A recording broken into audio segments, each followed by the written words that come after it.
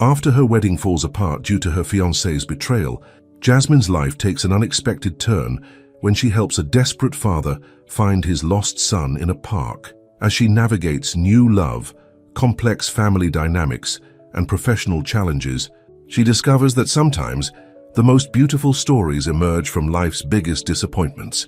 But before we continue with this story, make sure to hit subscribe and let us know in the comments where you're watching from today. The morning sun peeked through the windows of the bridal suite at the Golden Rose Hotel. Jasmine Carter stood in front of the mirror, her white wedding dress sparkling in the light. This was supposed to be the happiest day of her life. At 35, she had finally found the man she thought she would spend forever with, or so she believed. "You look beautiful, honey," said Martha, Jasmine's mother, dabbing at her eyes with a tissue. "Marcus won't know what hit him when he sees you walking down that aisle." Jasmine forced a smile, but her stomach was in knots. Something felt off. She had woken up to a strange text message from her best friend Sarah, asking to speak with her urgently. Sarah hadn't shown up for the morning preparations, which wasn't like her at all. "Mum, could you give me a minute? I need to make a phone call," Jasmine said, reaching for her phone. As soon as Martha left the room, Jasmine dialed Sarah's number. Her hands were shaking. "Jasmine, thank God you called." Sarah's voice was thick with emotion. "I've been trying to figure out how to tell you this all morning." "Tell me what, Sarah? You're scaring me." There was a pause on the other end of the line. "I saw Marcus last night. He was at the Blue Room with Victoria from his office. They were together, Jasmine, really together. Kissing, touching. I took pictures because I knew you wouldn't believe me otherwise." The room started spinning. Victoria was Marcus's new assistant, the one he had hired 3 months ago. The one he said was just a kid and needed mentoring. "Send me the pictures," Jasmine whispered. Seconds later, her phone buzzed. The images were crystal clear. Marcus and Victoria locked in an intimate embrace at a back booth of the popular downtown bar. The timestamp showed 11:43 p.m. the previous night, while Jasmine had been at home, getting her beauty sleep before the wedding. Her fiancé had been with another woman. "There's more," Sarah said quietly. "I asked around. This has been going on for months, Jasmine. Everyone at his office knows. I'm so sorry." Jasmine sat down heavily on a nearby chair, careful not to wrinkle her dress. A dress that had cost more than 3 months of her teacher's salary. A dress she had spent hours picking out, imagining the look on Marcus's face when he saw her in it. "Does everyone know?" she asked, her voice barely audible. "Not the wedding guests, but a lot of people at his firm do. Victoria's been bragging about it to the other assistants." The door opened and Martha poked her head in. "Honey, the photographer wants to start the pre-ceremony shots. Are you ready?" "Mom," Jasmine's voice cracked, "I need you to come in here." Martha must have seen something in her daughter's face because she quickly closed the door behind her. "What's wrong, baby?" "The wedding's off." The words came out surprisingly steady. "Marcus has been cheating on me. Sarah has proof." Martha's face went from confusion to shock to anger in the span of seconds.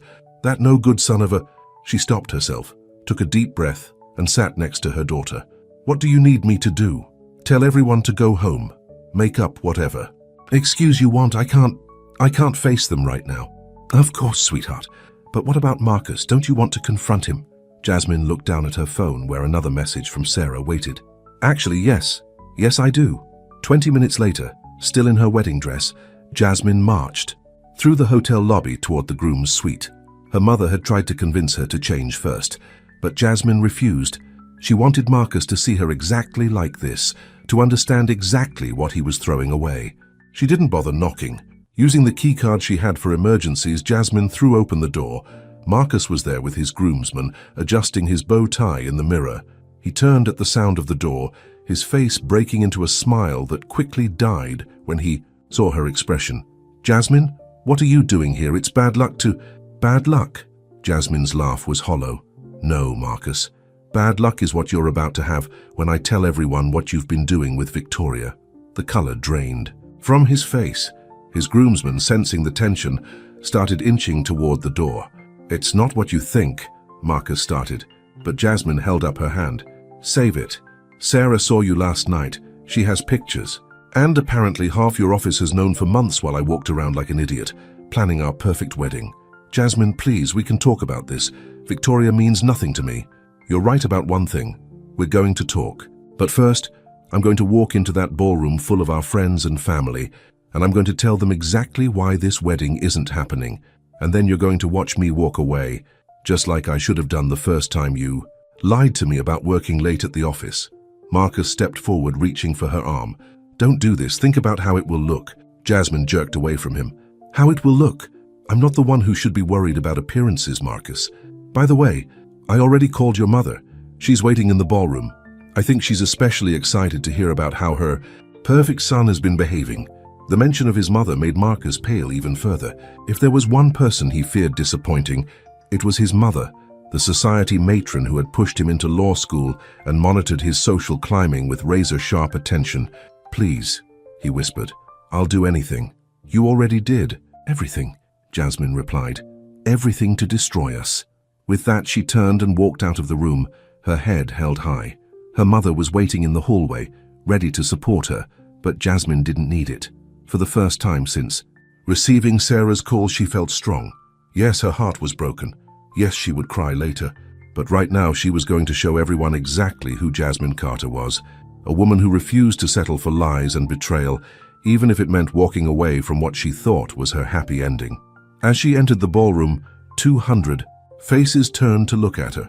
Some already knew something was wrong. Her mother had started quietly telling people the wedding was cancelled, but most were still in the dark, waiting for a ceremony that would never happen. Jasmine took the microphone from the band's lead singer and faced the crowd. I'm sorry to tell you that there won't be a wedding today, she announced, her voice clear and strong. I've just learned that my fiancé has been having an affair with his assistant for the past 3 months. I know many of you traveled far to be here, and I'm sorry for the inconvenience. The reception hall will still be serving lunch, so please, enjoy the meal. Consider it my parting gift. As for me, I have somewhere else to be. With that, she handed back the microphone, turned on her heel, and walked out of the ballroom. She could hear the gasps and murmurs behind her, could practically feel the shockwaves rippling through the crowd, but she didn't look back. In the lobby, she pressed the button for the elevator. As the doors opened, she heard Marcus calling her name. She stepped inside and pressed the button for the ground floor. The last thing she saw before the doors closed was Marcus's face, twisted with panic and regret. Outside, the spring air was crisp and clean. Jasmine took a deep breath, then another. Her wedding dress rustled around her feet as she walked down the street, not sure where she was going, but knowing she needed to move, to get away from that hotel and everything it represented. She ended up at Jefferson Park, a beautiful green space in the heart of the city.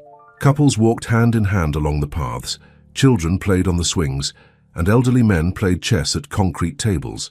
Normal life going on while her world had just imploded. That's when she heard it.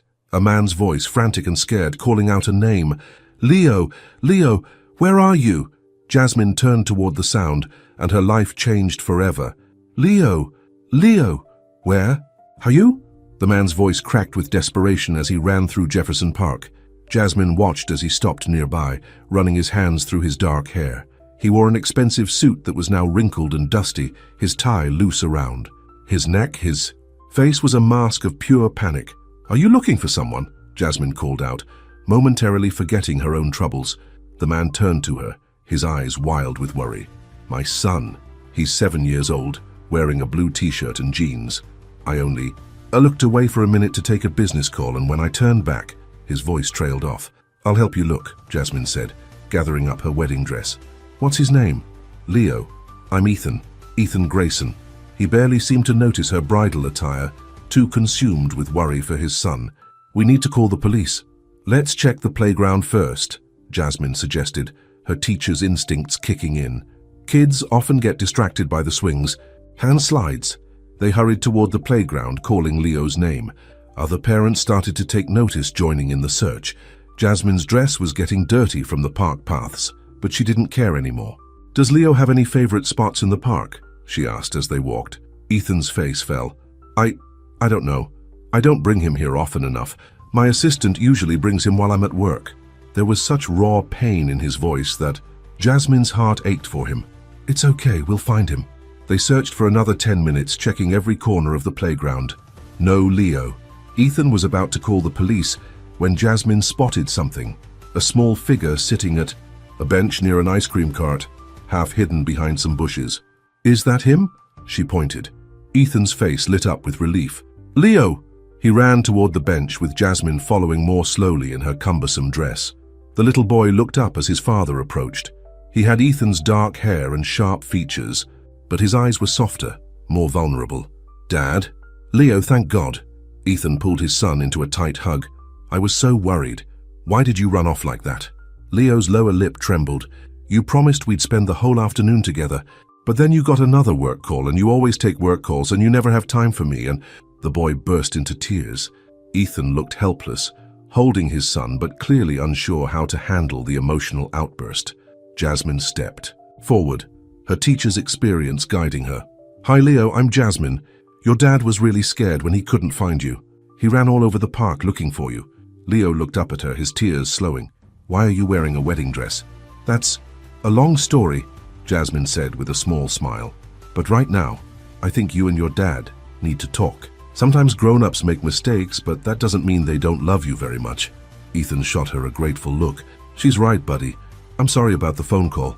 I shouldn't have taken it. You're more important than work. You always say that," Leo mumbled. "But you never mean it." Ethan flinched as if he'd been slapped. He sat down on the bench next to his son, still holding him close. "I know I've broken a lot of promises, but I want to do better. How about we get some ice cream and talk about it?" Leo's eyes lit up slightly. "Really? No more phone calls?" "No more phone calls," Ethan promised, pulling out his phone and turning it off completely. In fact, he loosened his tie completely and took it off, then removed his suit jacket. "No more business, Mr. Grayson, for the rest of the day. Just Dad. Can Miss Jasmine have ice cream with us?" Leo asked suddenly. "She helped find me and she looked sad." Ethan seemed to finally notice Jasmine's tear-stained face and dirty wedding dress. "I'm so sorry. I was so worried about Leo. I didn't even ask. Are you okay?" Jasmine tried to smile, but her lips trembled. The events of the day came crashing back. "Not really, but helping find Leo made things a little better." "Then you definitely need ice cream," Leo declared, with the certainty only a 7-year-old could muster. "Dad always says ice cream makes everything better." "Please join us," Ethan said softly. "It's the least we can do to thank you for your help." Jasmine looked down at her ruined wedding dress, then back at the hopeful face of the little boy and his clearly struggling father. "I should probably change first. There's a boutique across the street," Ethan offered. "I'll pay for whatever you want to wear. It's the least I can do after you helped find my son. I couldn't possibly—" "Please." Leo's big brown eyes were impossible to resist. "You look like a princess, but you can't eat ice cream in a princess dress. It might get dirty." Jasmine couldn't help but laugh. "The dress is already pretty dirty from searching the park, but you're right. Ice cream requires more practical clothing." An hour later, Jasmine sat in the park wearing a simple sundress and sandals, eating chocolate ice cream with Leo and Ethan. Her wedding dress was safely stored in a garment bag, though she had no idea what she'd do with it now. "So," Ethan said carefully, "do you want to talk about why you were wandering the park in a wedding dress?" Leo was busy chasing a butterfly nearby, giving them a moment of privacy. Jasmine sighed. "I was supposed to get married today, but this morning I found out my fiancé has been cheating on me with his assistant. Instead of saying I do, I told everyone at the wedding about his affair and walked out." "That took courage," Ethan said quietly. "Did it? Sometimes I think running away was cowardly." "You didn't run away. You stood up for yourself. There's a difference." Ethan watched his son playing. "I wish I had your courage. It took my son running away for me to realize how badly I've been failing him." "You're here now," Jasmine pointed out. "That counts for something." "Dad," Leo called out, "can we feed the ducks, please?" "Sure, buddy." Ethan stood up, then turned to Jasmine. "Would you like to join us unless you have somewhere else to be?" Jasmine thought about her empty apartment, about the dozens of missed calls on her phone, about all the people who would want to talk about what happened at the wedding. "You know what? Feeding ducks sounds perfect right now." As they walked toward the pond, Leo slipped his small hand into Jasmine's. "I'm glad you helped find me," he said simply. "Me too," Jasmine replied, feeling tears prick at her eyes again. But this time, they weren't entirely sad tears. They spent the rest of the afternoon in the park. Ethan kept his phone off, focusing entirely on his son. He was awkward at first, clearly unused to sustained interaction with Leo, but he tried. And when he didn't know what to do or say, Jasmine found herself naturally stepping in, bridging the gap between father and son. As the sun began to set, Leo yawned widely. "Time to head home, buddy," Ethan said. picking up his son. "Will we see Miss Jasmine again?" Leo asked sleepily. Ethan looked at her questioningly. "That's up to Miss Jasmine." Jasmine thought about it. Every logical part of her brain said she shouldn't get involved with anyone right now, especially not a single father with obvious issues. But her heart had other ideas. "How about dinner next Friday?" she suggested. "I know a great pizza place." Leo's face lit up. "Can we, Dad? Please?" "I'd like that," Ethan said softly. "Very much." As they exchanged phone numbers, Jasmine felt something she hadn't expected to feel today: hope. Her wedding day had turned into a disaster, but somehow it had also led her to this moment, with a sleepy 7-year-old smiling at her and a man who seemed just as lost as she was, but who was trying to find his way. Maybe, just maybe, this wasn't the end of her story. Maybe it was just the beginning. A month had passed since that fateful day in Jefferson Park. Jasmine sat at her desk in her third-grade classroom, grading papers during lunch break. Her phone buzzed with a text message from Ethan. "Leo got an A on his math test. He says it's because of your tutoring. Thank you." Jasmine smiled, remembering how their Friday pizza dinners had evolved into helping Leo with his homework. It hadn't been planned. Leo had simply pulled out his math worksheet one evening, struggling with fractions, and Jasmine's teacher instincts had kicked in. Another message came through. "Having dinner at my place tonight. Leo's making his world-famous spaghetti. Wouldn't miss it," she replied, her heart warming at the thought. Sarah, who was having lunch with her in the classroom, noticed her expression. "Let me guess, another text from Mr. Tall, dark and complicated." "He's not complicated," Jasmine defended, though they both knew it wasn't true. "Honey, he's a workaholic single dad with trust issues and an ex-wife who's still in the picture. That's the definition of complicated." Sarah took a bite of her sandwich. "I just don't want to see you get hurt again. It's only been a month since Marcus." "This is different," Jasmine insisted. "Ethan and I are just friends. He needs help with Leo and I need the distraction." "Right, because friends look at each other the way he looks at you when he thinks no one's watching." Sarah raised an eyebrow. "Just be careful, okay?" Later that evening, Jasmine stood in Ethan's impressive kitchen, watching Leo carefully stir the pasta sauce while wearing an oversized chef's hat. Ethan hovered nearby, clearly nervous about his son being near the stove. "Dad, you're doing it." "Again," Leo complained. "You promised to let me cook." "He's fine, Ethan," Jasmine assured him. "I'm right here watching him." Ethan relaxed slightly, but his phone buzzed before he could respond. His face fell as he read the message. "Work?" Jasmine asked, already knowing the answer. "Thompson Industries wants to move up the merger timeline. They're calling an emergency board meeting." He looked at Leo, who had gone very still at the stove. "Buddy, I'm so sorry." "It's okay," Leo said in a small voice that made it clear it wasn't okay at all. "Miss Wilson can watch me, she always does." "No," Ethan said firmly, surprising both Leo and Jasmine. "Not this time. The board can wait until tomorrow." He typed out a quick message on his phone, then turned it off completely, something Jasmine had noticed he'd started doing more often during their time together. Leo's face lit up. "Really, you're staying? Really? Can't miss your world-famous spaghetti, can I?" The smile that spread across Leo's face was worth everything. He threw himself into his father's arms, sauce-covered spoon and all, leaving a red stain on Ethan's expensive white shirt. "Oh no!" Leo looked horrified. "Your shirt!" But Ethan just laughed, really laughed, in a way Jasmine had never heard before. "It's just a shirt, buddy. Now, how about you teach me how to make this sauce of yours?" As father and son worked together at the stove, Jasmine felt her heart swell. She'd seen the changes in both of them over the past month. Leo was more confident, more willing to express his feelings instead of running away. And Ethan was learning to be a father instead of just a provider. The doorbell rang, interrupting the moment. "I'll get it," Jasmine offered, heading to the front door. She opened it to find a striking woman in her late 30s, dressed in designer clothes and wearing an expression of barely concealed disdain. "Who are you?" the woman demanded. Before Jasmine could answer, she heard Ethan's voice behind her. "Olivia, what are you doing here?" "I came to see my son." Olivia, Ethan's ex-wife, said coldly. "I didn't realize you had company." "Dad, the sauce is bubbling," Leo called from the kitchen. "Go," Jasmine said softly to Ethan. "I've got this." Ethan hesitated, looking between Jasmine and Olivia, but the sound of Leo's voice won out. He headed back to the kitchen, leaving the two women facing each other. "So," Olivia said, her eyes scanning Jasmine from head to toe.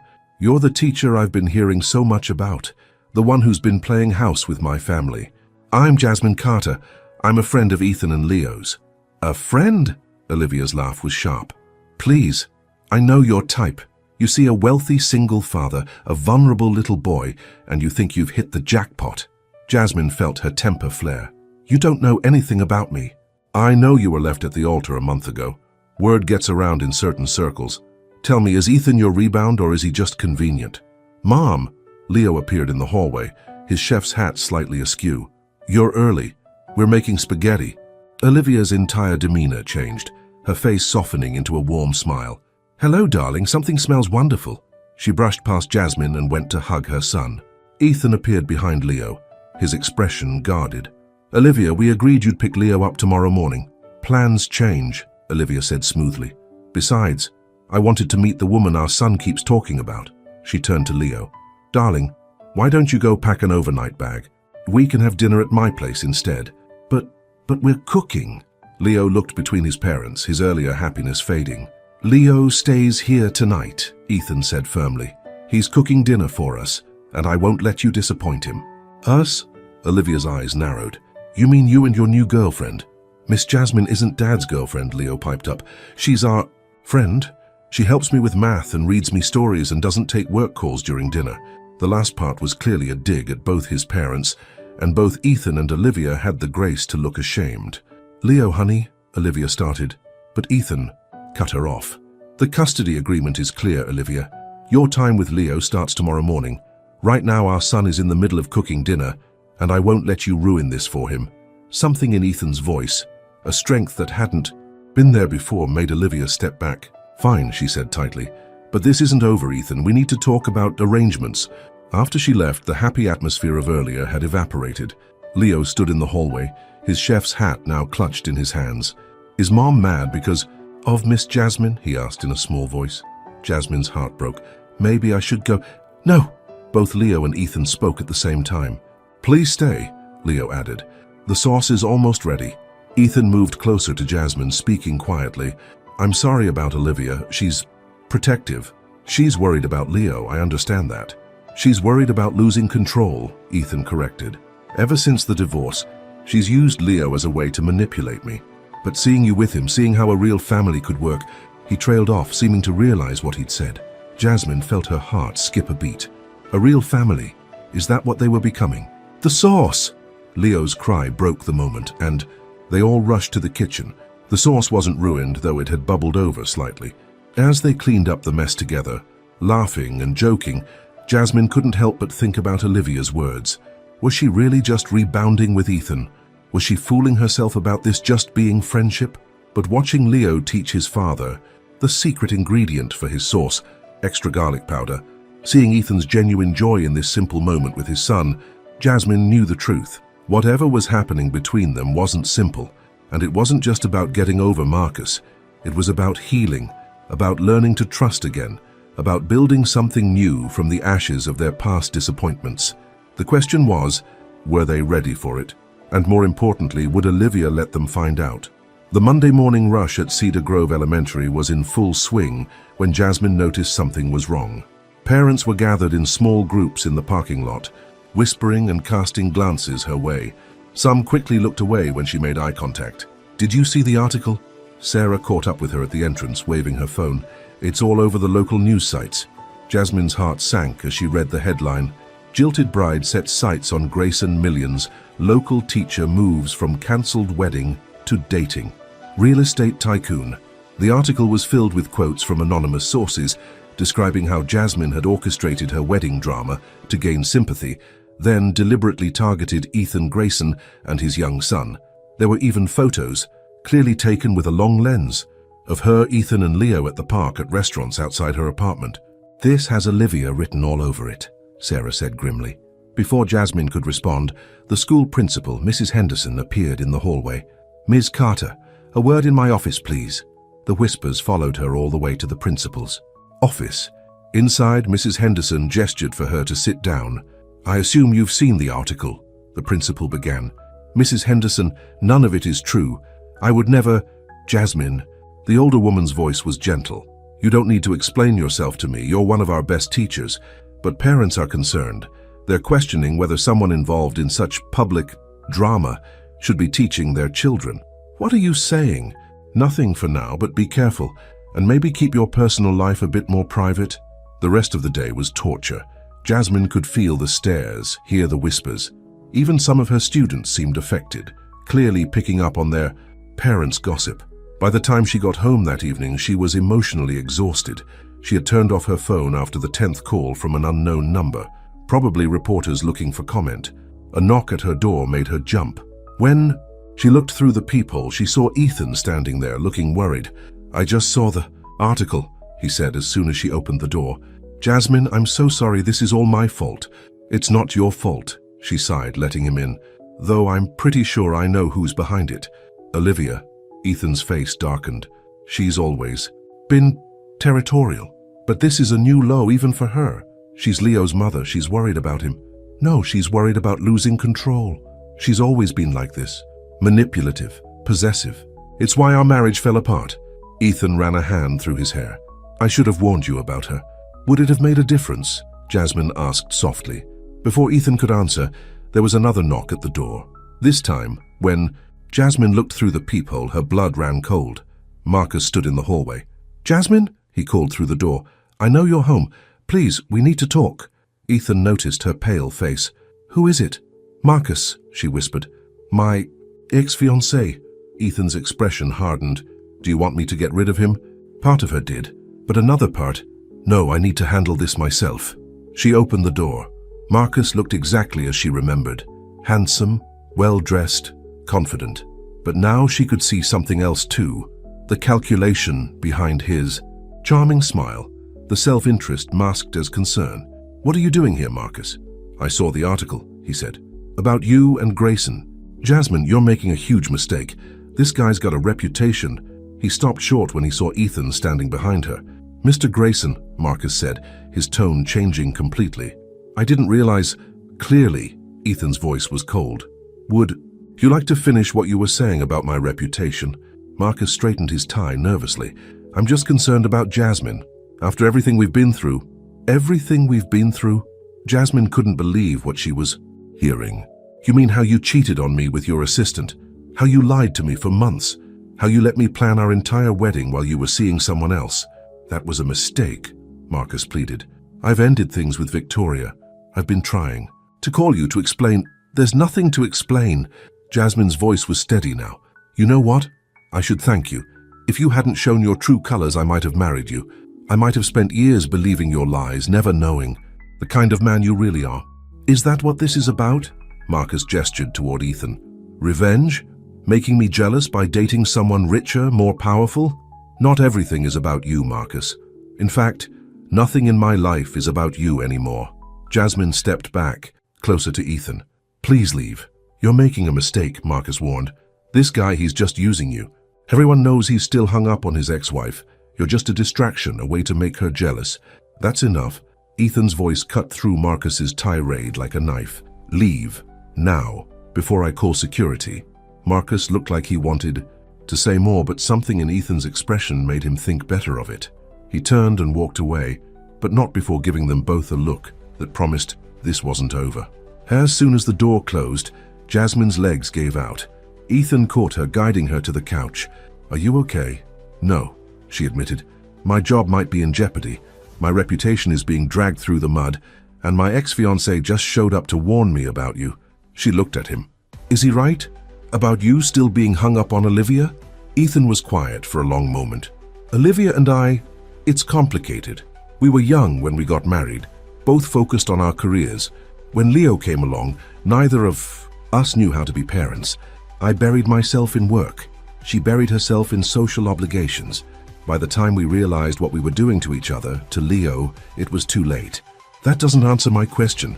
"No, I'm not hung up on Olivia," Ethan said firmly. "But she is Leo's mother, and she'll always be part of our lives.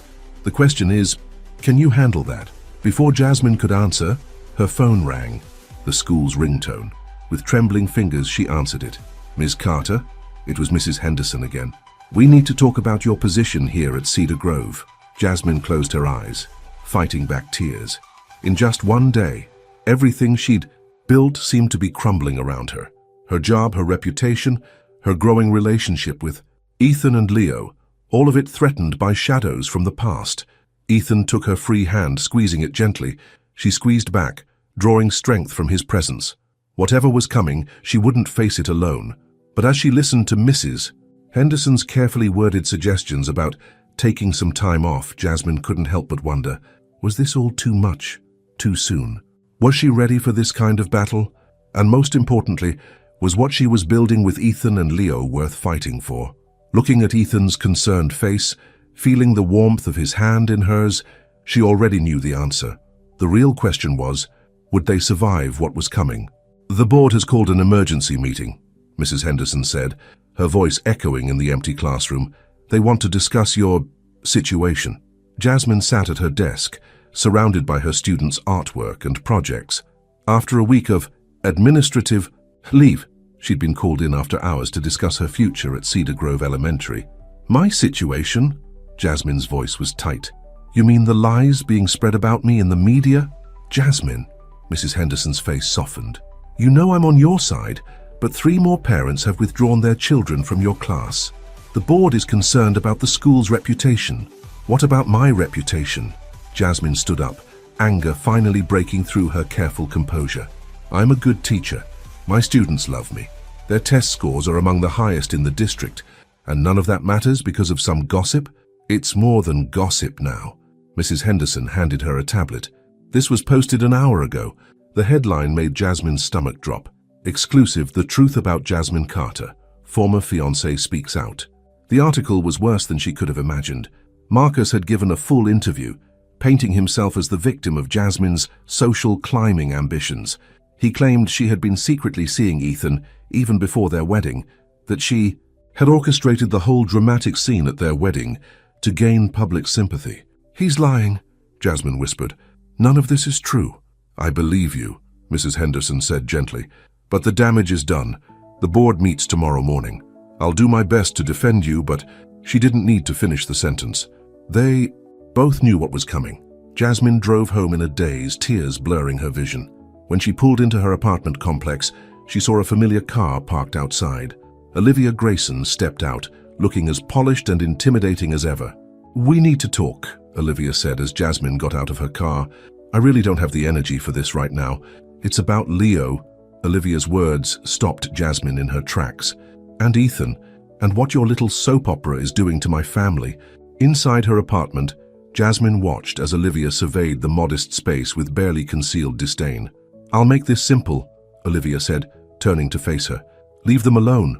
Both of them."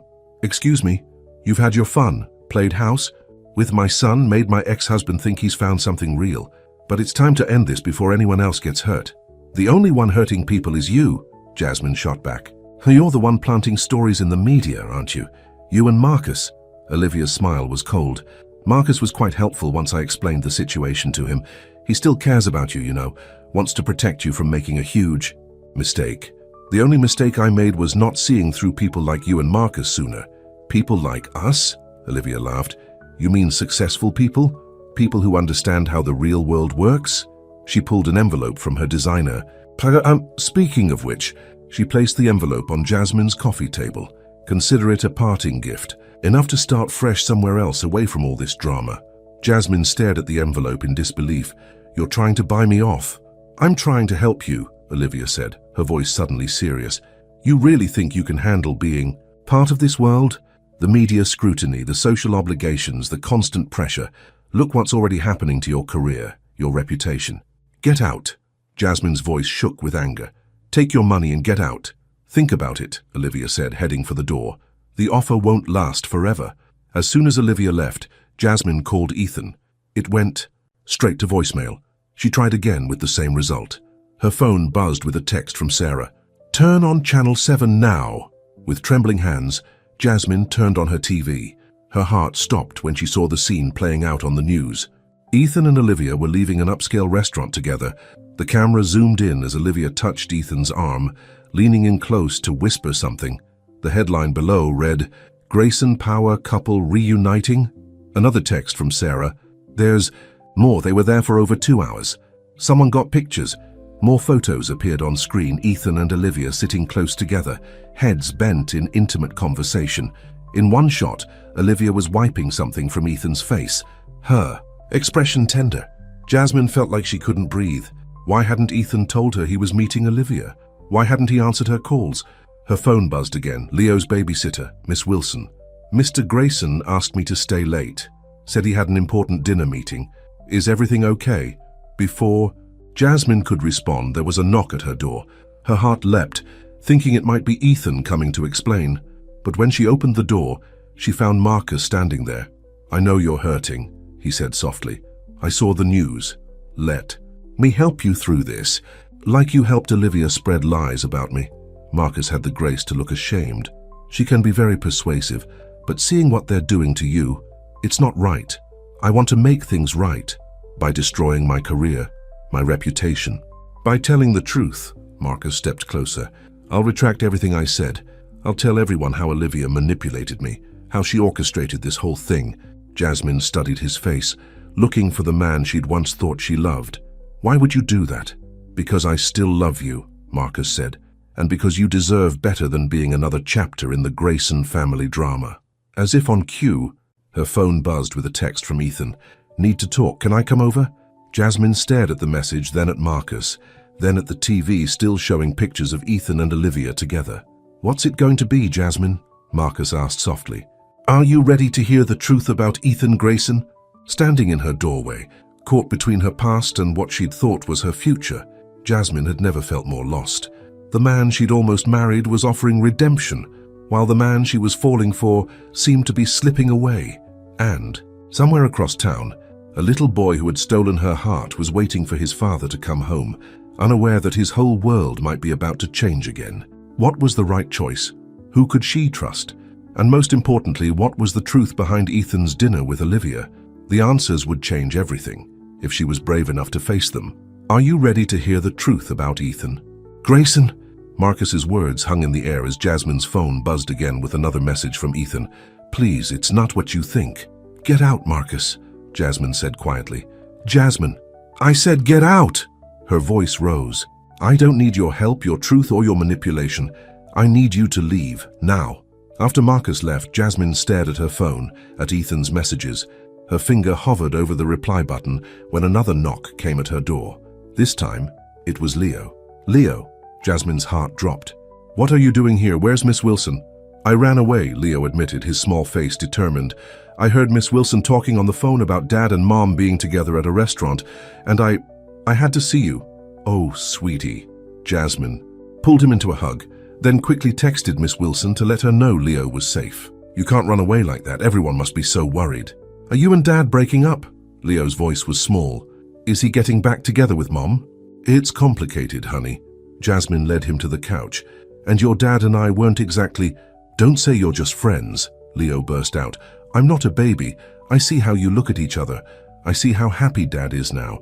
He laughs and plays and doesn't work all the time anymore, and you make us feel like a real family. Tears pricked at Jasmine's eyes. Before she could respond, her phone rang. Ethan. He's here, she said as soon as she answered. Leo's with me. Thank God. Ethan's voice was raw with relief. I'm on my way. 20 minutes later, Ethan arrived, still wearing his dinner suit. His tie was loose, his hair messy from running his hands through it. Leo, he said as soon as he entered, don't ever do that again. You scared us all to death. Why were you with... Mom? Leo demanded. Are you getting back together? Ethan looked at Jasmine, then back at his son. Nobody. Your mom and I are not getting back together. That dinner, it wasn't what it looked like. Then what was it? Jasmine asked quietly. Ethan sat down heavily. Olivia called, said she had proof that someone was embezzling from the company foundation, the children's charity we started together. She wouldn't discuss it over the phone, insisted on meeting in person. And you couldn't tell me this because I didn't want to worry you. You're already dealing with so much because of us, because of me. Ethan looked exhausted. The dinner was supposed to be quick, just business. But Olivia kept dragging it out, insisting we needed to discuss Leo's future, our past. She made. Sure, the photographers were there, Jasmine realized. I should have seen it coming. Ethan ran a hand through his hair. She's always been good at manipulation, but I never thought she'd go this far. She came to see me, Jasmine said. Offered me money to leave you and Leo alone. Ethan's face darkened. She what? She's scared, Leo said suddenly, making both adults turn to him. Mum's scared of losing me. That's what she told Aunt Rachel on the phone last week. She said she couldn't lose her family again. Jasmine felt her anger towards Olivia soften slightly. Fear made people do desperate things. She knew that all too well. Your mom loves you very much, she told Leo. She's just not handling things well right now. But I love you too, Leo said. And I don't want you to go away because Mom's scared. Ethan moved to sit next to his son. Nobody's going away, buddy, but we need to figure out how to make this work. All of us. Including Mom? Including your mom, Jasmine said firmly. She'll always be your mother, Leo. Nothing changes. That. Ethan looked at her with such gratitude and love that it made her heart skip. I don't deserve you, he said softly. That's not true, Leo protested. You deserve to be happy, Dad. Both of you do. A new knock at the door made them all jump. This time, it was Olivia. She burst in as soon as Jasmine opened the door, but stopped short when she saw them all together. Leo between Ethan and Jasmine on the couch, looking like the family she'd been so desperate to prevent. I've been looking everywhere for you, she said to Leo, her voice shaking. When Miss Wilson called, I'm sorry I scared you, Mom. Leo got up and hugged her. But I had to make sure Miss Jasmine knew the truth, that we need her, that she makes us better. Even you, Mom. Olivia stiffened. Me? You're not so angry when she's around, Leo said simply. And she doesn't try to make me choose between you and Dad, like everyone else does. Tears spilled down Olivia's cheeks, the first real emotion Jasmine had seen from her. Oh, Leo, he's right, Jasmine said quietly. I would never try to replace you, Olivia. I couldn't even if I wanted to. You're his mother. But you could be part of our family too, Leo added. Hopefully. A bigger family is better, right? The adults exchanged looks. Olivia uncertain, Ethan hopeful, Jasmine determined. Maybe, Olivia said finally, wiping her eyes. Maybe we could try something different. Starting with retracting those stories in the press, Ethan suggested, his voice firm. Olivia nodded slowly. I'll make some calls tomorrow. And Marcus? Jasmine asked. I'll handle Marcus, Ethan said. He won't bother you again. No, Jasmine said firmly. We'll handle Marcus together. No more secrets, no more trying to protect each other by hiding things. That's what got us into this mess in the first place. Ethan took her hand. Together, then. Together, Leo echoed, grabbing both their hands. They all looked at Olivia, who stood watching them with a mixture of emotions on her face. I can't promise to like this, she said finally, but I can promise to try. For Leo, it wasn't perfect. There would be more challenges ahead. The school board meeting tomorrow, the media fallout to manage, trust to rebuild. But looking at Leo's hopeful face, feeling Ethan's hand in hers, seeing the first glimmer of real humanity in Olivia's eyes, Jasmine felt something she hadn't expected. Hope. Sometimes she realized family wasn't what you were born into or what you almost married into. Sometimes family was what you built together, piece by piece, through all the mess and complications and fear. Sometimes family was choosing to try, even when it seemed impossible. And maybe, just maybe, that was the greatest love story of all. The morning of the school board meeting dawned cold and grey. Jasmine stood in front of her bathroom mirror, adjusting her blazer for the 10th time. Her phone buzzed with a message from Ethan. We're all here for you, whatever happens. The school board meeting room was packed when she arrived. Parents, teachers, and even some students filled the seats. Mrs. Henderson gave her an encouraging nod as she took her place at the front. Ms. Carter, Board President Richards began, his voice stern. We're here to discuss the recent publicity surrounding your personal life and its impact on Cedar Grove Elementary. Before Jasmine could respond, the door burst open. Olivia. Grayson walked in, followed by her lawyer and a man Jasmine recognized as the editor of the local news site that had published the stories about her. I apologize for interrupting, Olivia said smoothly, but I have something to say. The board members exchanged looks. Everyone knew who Olivia was. Her family had donated the library wing. The recent stories about Ms. Carter were false, Olivia announced. They were planted by me and others in an attempt to discredit her. Mr. Phillips here, she gestured to the editor, has signed a full retraction. It will be published within the hour. Murmurs filled the room. Jasmine stared at Olivia in shock. Furthermore, Olivia continued, I want to personally attest to Ms. Carter's character. My son is not in her class, but she has been tutoring him in mathematics. His grades have improved dramatically. More importantly, she has shown him, and all of us, what true integrity looks like. Mrs. Grayson, Board President Richards said carefully, while we appreciate your candor, there are still concerns about Ms. Carter's judgment. If I may? A new voice spoke up from the back. Sarah stood, holding a thick folder. I have letters here from every parent in Ms. Carter's class supporting her. I also have her students' test scores from the past semester, the highest improvement rate in the district. More voices joined in. Teachers, parents, even the school janitor who talked about how Jasmine stayed late to help struggling students. The tide was turning. Then Marcus walked in. I have something to say too, he announced. Jasmine's heart stopped. But before Marcus could speak, Ethan stepped in front of him. No, you don't, Ethan said quietly, unless you want the SEC to hear about those irregular trades you've been making. Marcus paled. You wouldn't try me. Ethan's voice was steel. Walk away, Marcus, it's over. For a moment, Marcus looked like he might argue. Then he turned and left without another word. The board called a brief recess to discuss everything they'd heard. Jasmine found herself surrounded by supporters, her students' parents, her colleagues, even some of the people who had initially complained about her. I don't know what to say, she told Olivia. Thank you. Don't thank me, Olivia replied. I'm just trying to fix what I broke. She paused. Leo asked me this morning if this means you can keep teaching him about fractions. He said you make them fun, even for someone as hopeless at math as his father. Jasmine laughed, tears in her eyes. Ethan's not hopeless. He just needs the right teacher. Yes, Olivia said softly. I'm beginning to see that. The board returned, and President Richards cleared his throat. Ms. Carter, in light of new information and the overwhelming support from the school community, we see no reason to take any action regarding your position. In fact, we'd like to discuss expanding your role to include our new after-school tutoring program. Applause broke out. Sarah hugged her. Mrs. Henderson beamed. Outside the meeting room, Ethan was waiting with Leo. Did you mean what you said? To Marcus, Jasmine asked. About the SEC. Let's just say I had my legal team do some digging after what he did to you. Ethan smiled.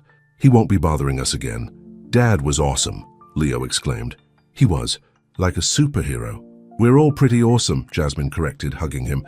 Especially your mum today. Speaking of awesome, Ethan suddenly looked nervous. There's something I've been wanting to ask you. He reached into his pocket and pulled out a small box. Jasmine's heart stopped. It's not what you think, he said quickly. It's a key to the house. I know it's soon, and there's still a lot to figure out, but Leo and I were talking. We want you to live with us. Leo burst out, unable to contain himself. Please say yes. We can take it slow, Ethan added. Maybe start with you having your own room, see how it goes, but we want you there. Both of us. All of us, came Olivia's voice. They turned to see her standing nearby. I mean, if you're going to be part of Leo's life, we should probably have you closer. For his sake. Coming from Olivia, this was practically a blessing. Jasmine looked at the key in the box, then at the hopeful faces around her. 6 months ago, she had stood, in a wedding dress, thinking her dreams were shattered. Now here she was, surrounded by a different kind of love, messier, more complicated, but somehow more real. Yes, she said, taking the key. Yes to all of it. Leo whooped with joy. Ethan's face lit up. Even Olivia managed a small smile.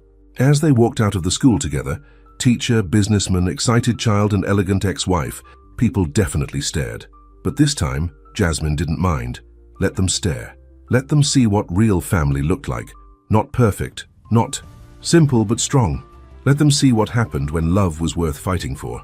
Ice cream to celebrate, Leo suggested. Ice cream sounds perfect, Jasmine agreed. As they headed to their cars, Jasmine felt Ethan's hand slip into hers. Ready for this? He asked softly. She squeezed his hand. Ready for anything. And she meant it. Whatever came next, moving in together, blending their lives, navigating. The complicated waters of co-parenting with Olivia, they would face it together, because sometimes the hardest fights weren't against others, but against our own fears and doubts. And sometimes the biggest victories weren't in defeating enemies, but in building bridges where walls once stood. This was their victory, their new beginning, their fight for love, and they had won. Moving day arrived with unexpected challenges. As Jasmine stood in her apartment surrounded by boxes, reality began to sink in. She was really doing this. Moving into Ethan's house, becoming a daily part of Leo's life, navigating a new kind of relationship with Olivia. Second thoughts? Sarah asked, taping up another box. Not about them, Jasmine said. Just wondering if I'm ready for all of this. The doorbell rang. Jasmine opened it to find Victoria, Marcus's former assistant, standing there nervously. I know I'm probably the last person you want to see, Victoria said quickly, but I needed to tell you something about Marcus. Jasmine hesitated, then stepped aside to let her in. Sarah watched them warily. He's been lying to everyone, Victoria said, wringing her hands. Not just about you and Mr. Grayson, about everything. The firm's money, client accounts. Found proof. What kind of proof? Enough to send him to prison. Victoria pulled out a USB drive. I was scared to come forward before, but after what he tried to do to you at the school board meeting. She paused. I'm not proud of what happened between us. I was young and stupid, and he made me feel special. But now I know I was just another pawn in his games. Jasmine studied the young woman's face. Why are you telling me this? Because he's planning something. I overheard him on the phone with someone talking about getting revenge on you and Mr. Grayson. He said he'd make you both pay for humiliating him. Before Jasmine could respond, her phone rang. It was Ethan. Turn on the news, he said, without preamble. The local business channel was running a breaking story. Grayson Enterprises accused of fraud. Anonymous source claims CEO Ethan Grayson involved in multiple schemes. Marcus? Jasmine breathed. He's trying to tank our stock before the merger, Ethan confirmed. But he doesn't know what I know. Victoria stepped forward. Use my evidence, please. It's time someone stopped him. An hour later, they were all at Ethan's office. Jasmine, Victoria, Ethan, and his legal team. Victoria's documents proved not only Marcus's embezzlement, but also showed he had been the one behind the false accusations against Grayson Enterprises. We need to handle this carefully, Ethan's lawyer advised. One wrong move and the office door burst open. Marcus strode in, followed by two men in suits. I hope I'm not interrupting, he said smoothly. Just thought I'd stop by to discuss terms. Terms? Ethan stood, for keeping certain information quiet. Marcus smiled. Unless you want everyone to know about those offshore accounts. You mean these accounts? Victoria held up her USB drive. The ones you created to hide the money you stole from your clients. Marcus's face went white when he saw her. Victoria? What are you doing here? The right thing. Finally. The two men, with Marcus, stepped forward. Marcus Reynolds? One of them pulled out a badge. FBI, we need you to come with us. You set me up, Marcus snarled at Jasmine. No, Marcus, you set yourself up. Years ago, when you decided that power and money were more important than honesty and love. As the FBI agents led Marcus away, Jasmine felt a weight lift from her shoulders. The last ghost of her past was finally gone, but new challenges waited at home. They arrived at Ethan's house, soon to be their house, to find Leo and Olivia in the kitchen. Something smelled wonderful. We're making dinner, Leo announced proudly. Mom's teaching me her secret pasta sauce recipe. Olivia looked almost shy. I thought, well, since this is going to be Leo's home with both of you, maybe we could start some new traditions. Family dinner once a week? Jasmine felt tears prick at her eyes. That sounds perfect. But as they set the table together, another visitor arrived. This time it was Ethan's father, Richard Grayson, a man Jasmine had never met. I hear I have a new, almost daughter-in-law, the elderly man said gruffly. Dad, Ethan warned. We've talked about this. Let me finish, son. Richard turned to Jasmine. I didn't approve at first. Thought this was another of Ethan's impulsive decisions. But then I did some checking.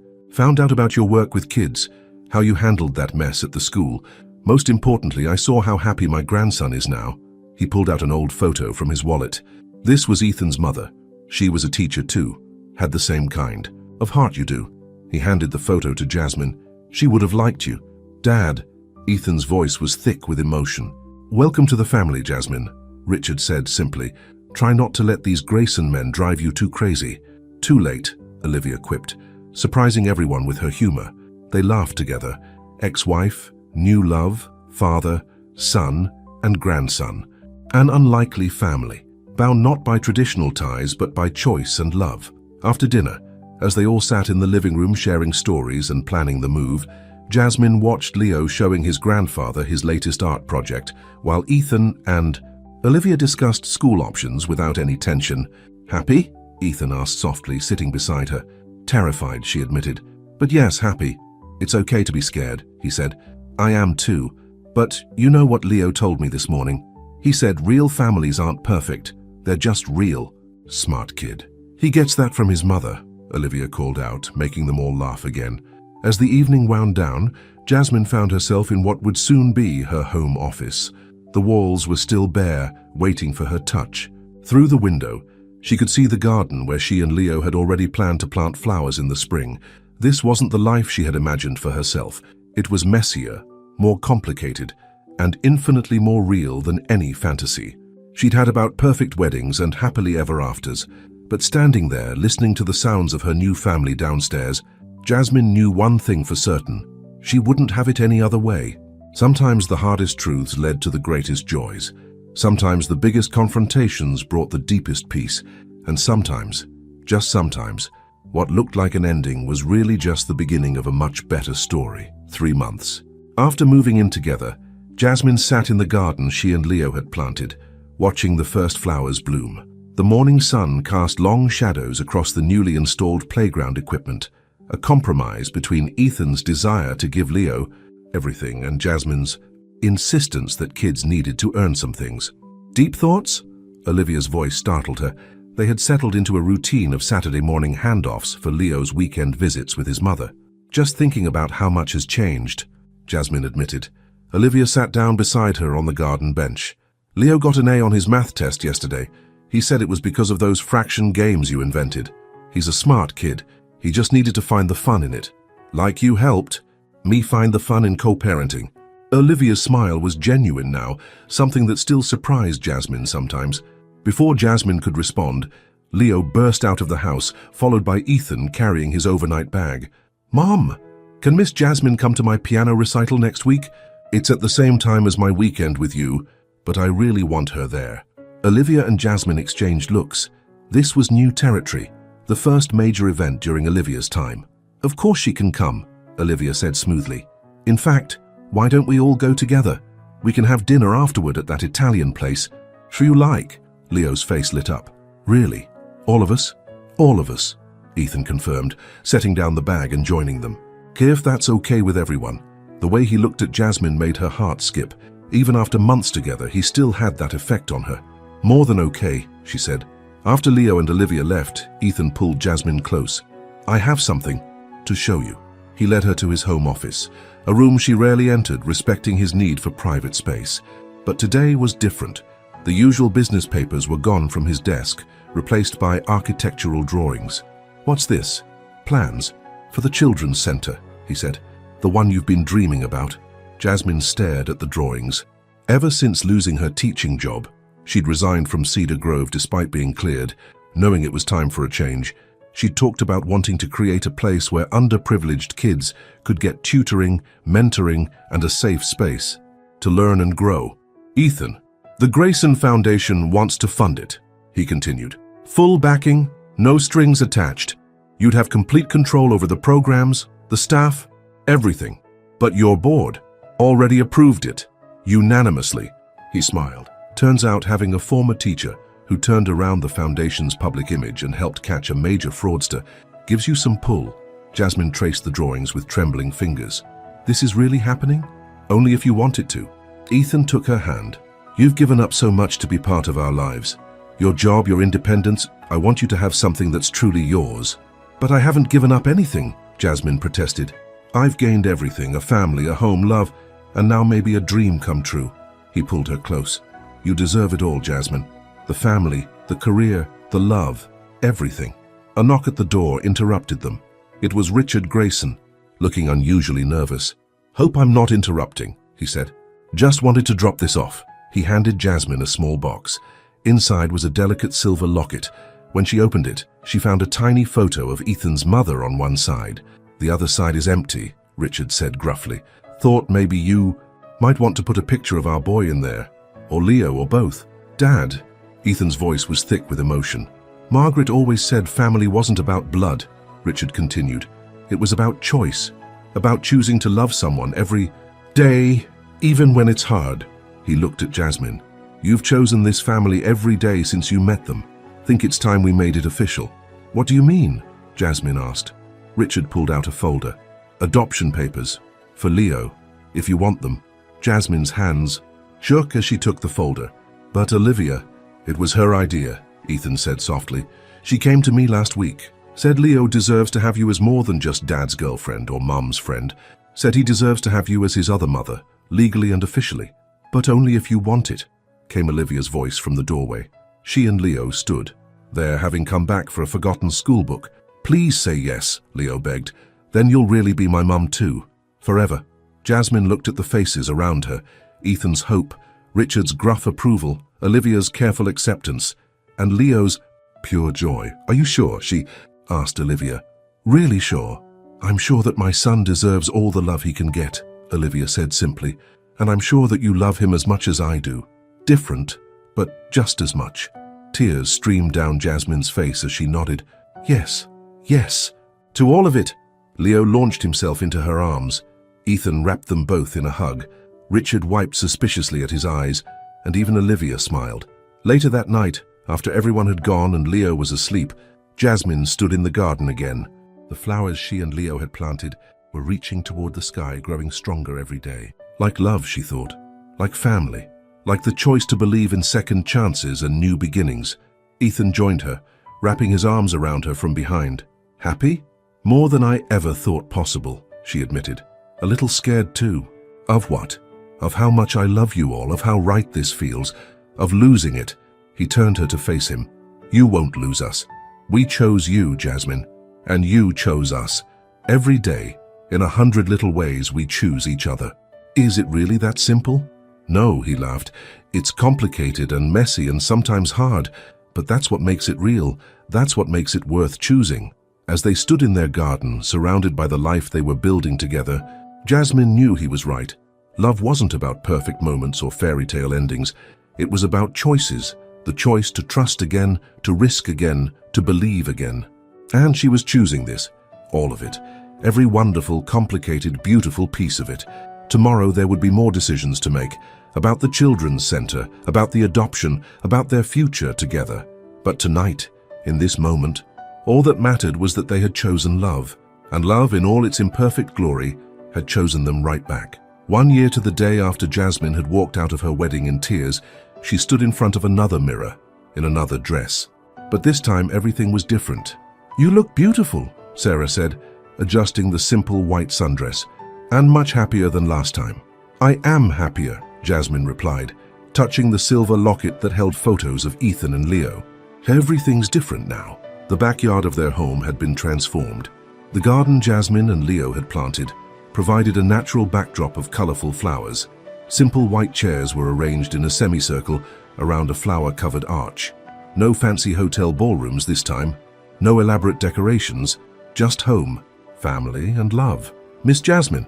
Leo poked his head in, looking handsome in his suit. "Can I come in?" "Of course, sweetie." Leo entered, followed by Olivia, who was carrying a small gift box. "We wanted to give you something before the ceremony," she said. Inside the box was a charm bracelet. Each charm represented a moment in their shared journey. A tiny park bench for their first meeting, a school book for Leo's tutoring, a house for their home, a flower for their garden. "The last charm is empty," Leo explained. "Mum said we can add new ones as we make more memories." Tears welled in Jasmine's eyes. "It's perfect. Save some tears for the ceremony," Olivia teased gently. "Come on, Leo. Let's make sure your father isn't wearing one of those horrible ties he loves." After they left, Sarah hugged Jasmine tight.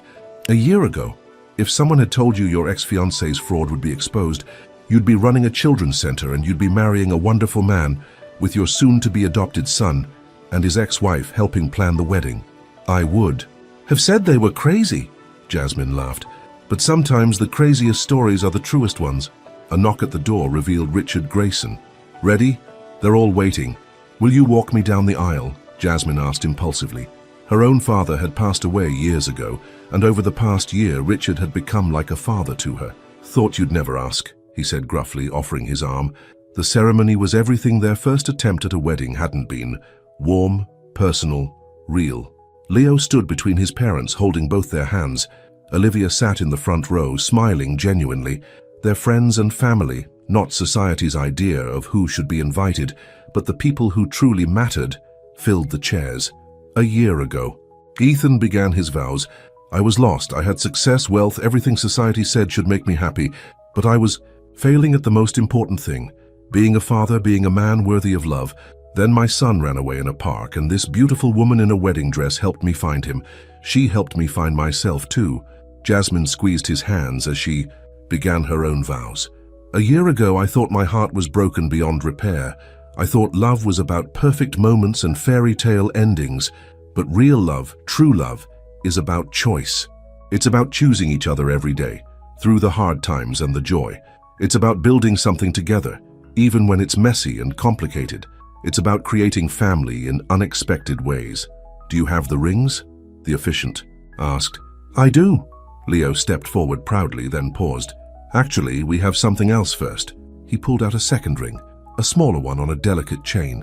This is for you, Miss Jasmine. Well, Mom Jasmine now. The judge said the adoption will be final next week, but I couldn't wait to give you this. Through tears, Jasmine knelt down to let Leo put the necklace on her.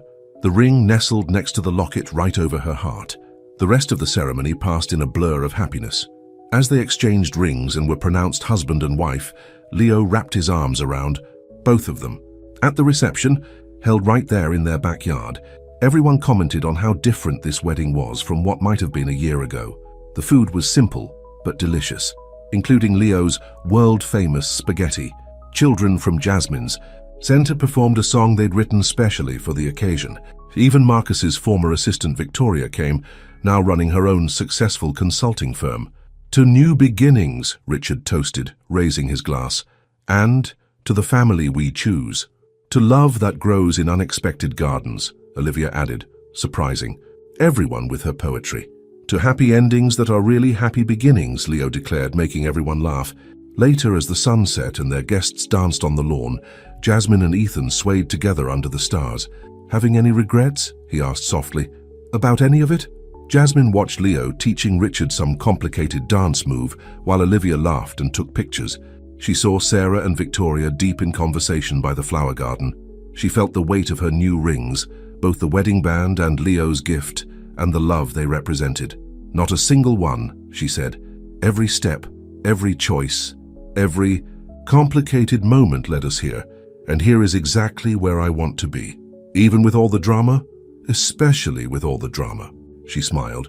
It makes for a better story. Speaking of stories, Ethan's eyes twinkled. Leo has an announcement he wants to make. Should we let him? On cue, Leo rushed over, barely containing his excitement. Can I tell her now? At Ethan's nod, Leo burst out. We're expanding the children's center. Dad's foundation is funding a whole new wing, and my other mom, is going to teach art classes there. Really? Jasmine looked at Ethan, then Olivia, who had joined them. Really? Olivia confirmed. Turns out retirement from corporate law left me with some free time, and, well, you're not the only one who needed a new beginning. As their guests gathered around to hear the news, Jasmine looked at her family. Her husband, her son, her unexpected friend in her husband's ex-wife, her father-in-law who had become a true father, her best friend who had stood by her through everything, and all the people who had played a part in their story. A year ago, she had thought her life was ending. Instead, it had been just beginning. She had learned that love wasn't about perfect moments but perfect intentions. That family wasn't about blood, but about choice. That happiness wasn't about having everything right, but about having the right people by your side when things went wrong. Most of all, she had learned that every broken promise could lead to a new one, every ended dream could wake you up to a better one, and every shattered heart could be rebuilt stronger than before. As the stars twinkled above their garden and Leo dragged them all onto the dance floor for one last song, Jasmine knew that all of this, was better than any fairy tale. It was real, it was messy, it was complicated, and it was absolutely perfect. The end.